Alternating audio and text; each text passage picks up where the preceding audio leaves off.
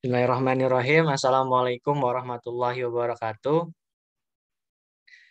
Kami dari kelompok 10 mata kuliah sistem operasi yang beranggotakan saya sendiri Abdul Syakir dengan NIM 2003-015153 dengan Ilmi Hamar dengan NIM 2003-015162.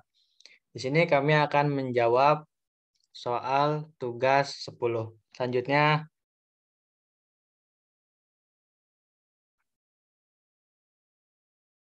ya. Tugas 10 dengan soal yang pertama, jelaskan secara detail atau rinci mengenai cara kerja yang digunakan terhadap strategi pada social engineering tersebut. Jawabannya, social engineering adalah manipulasi psikologi seseorang dengan tujuan untuk mendapatkan informasi tertentu atau melakukan hal tertentu dengan cara menipunya secara halus dan tidak dia sadari. Nah, ini adalah gambaran cara kerja social engineering. Di mana ada hacker, itu mencari user. Selanjutnya, cara kerja social engineering yang umum dikenal yaitu yang pertama persiapan, di mana dilakukan dengan mengumpulkan informasi oleh pelaku social engineering tentang calon korban. Hal ini meliputi lokasi akses media sosial, suler, dan hingga pesan teks. Yang kedua, infiltrasi. Ini dilakukan dengan cara pelaku social engineering mendekati korban dengan menyamar sebagai sumber terpercaya dan menggunakan informasi yang telah dikumpulkan sebelumnya sebagai bahan validasi. Yang ketiga, eksploitasi, yaitu pelaku social engineering mulai meminta informasi dari korban secara persuasif seperti meminta login akun, metode pembayaran, informasi kontak untuk nantinya dipakai dalam serangan cyber. Yang keempat, disengagement, yaitu pelaku serangan social engineering menghentikan komunikasi dengan korban dan lekas pergi. Soal kedua akan dibacakan oleh Hilmi Amar. Baik, yang kedua adalah pencegahan apa yang perlu dilakukan untuk dapat mengatasi atau terhindar dari strategi social engineering tersebut. Next.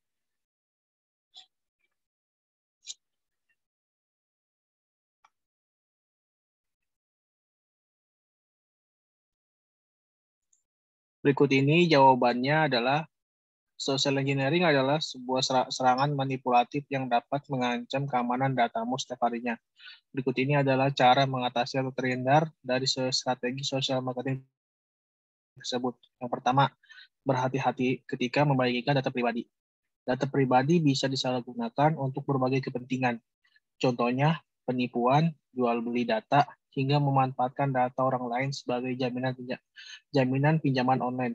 Maka dari itu, kita perlu waspada dalam membagikan data pribadi di dunia maya. Hanya berikan data pribadi kamu pada platform dan website yang terpercaya. Jangan sembarangan memberikan informasi sensitif yang bisa membahayakan diri sendiri atau kepentingan bersama kepada pihak tak dikenal. Next. Yang kedua adalah jangan mengklik link yang mencurigakan. Ketika berselancar di internet, pastikan kita berhati-hati ketika hendak mengklik tautan atau link-link yang tidak dikenal.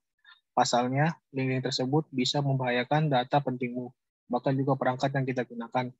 Kemudian ada yang ketiga, hindari download file yang tidak dikenal. Serangan social engineering kerap menggunakan file yang disisipi malware, virus, atau sistem yang bisa meretas sebuah perangkat. Dengan begitu, kita harus lebih waspada dan menghindari download file sembarangan di internet. Jika ingin mengunduh file dari internet, pastikan berasal dari situs resmi yang memiliki sertifikat keamanan resmi tingkat tinggi atau SSL. Next, yang keempat. Yang keempat adalah memasang antivirus. Tindakan pencegahan lainnya yang bisa kita lakukan adalah menggunakan antivirus. Memasang antivirus pada perangkat merupakan cara meminimalisir risiko dari dampak yang ditimbulkan oleh berbagai serangan cyber. Cara ini sangat disarankan, bahkan wajib dilakukan oleh semua pengguna internet untuk mencegah berbagai hal yang tidak diinginkan. Kemudian yang kelima adalah gunakan two-factor authentication atau 2FA. Saat hacker berhasil mengetahui password akunmu, banyak motif kejahatan yang bisa mereka lakukan.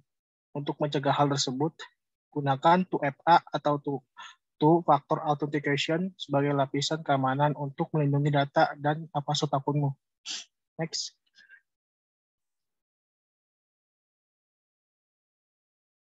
Dengan metode autentikasi dua faktor atau 2FA, dibutuhkan informasi seperti kode OTP, token PIN, hingga verifikasi biometrik sidik jari atau Face ID yang perlu diberikan untuk bisa masuk suatu akun. Dengan begitu, akun akan lebih aman dari akses yang tidak diinginkan. Contohnya aplikasinya adalah Google Authenticator atau Microsoft Authenticator dan lain-lain. Yang keenam, verifikasi pengirim email dan aktifkan filter spam. Banyak serangan social engineering dilangsungkan lewat email. Maka dari itu, kita harus selalu waspada terhadap setiap email yang kamu terima. Cek kembali alamat email pengirim dan aktifkan filter spam untuk mencegah pesan yang masuk secara diundang ke email kita. Umumnya, pelaku akan menggunakan email tiruan yang seolah-olah resmi untuk memanipulasi korban agar melakukan sesuatu. Selanjutnya akan dibacakan oleh Abdul Syakir. Ya, baik. Soal yang ketiga, carilah contoh kasus yang pernah terjadi dalam kehidupan nyata terkait strategi social engineering tersebut. Katakan link sumbernya. Sebagai contoh kasus yang pernah terjadi di Indonesia, yaitu kasus pencurian data milik penjabat XL yang dilakukan oleh karyawan Huawei pada tanggal 13 Maret 2009. Network Planning XL, objek Subadji yang terletak di lantai 15, oknum tersebut sempat mengcopy file-file di folder My Document komputer milik Obed ke dalam flash disk miliknya, namun sempat terpergok oleh seorang karyawan XL Amerika Serikat yang ditahan pada tahun 1995. Satu yang pertama, Kevin Mitnick adalah orang yang tercatat sebagai salah satu seorang hacker yang dalam mendapatkan sasaran-sasarannya, hampir dengan tanpa menggunakan komputer untuk mengeksploitasi kelemahan sasarannya, di mana sebagian besar dilakukannya dengan menggunakan teknik social engineering. Berikut referensinya. Sekian, terima kasih jawaban tugas 10 yang kami jawab. Nasrul minallahi wa fathul qarib wa basyiril mu'minin. Assalamualaikum warahmatullahi wabarakatuh.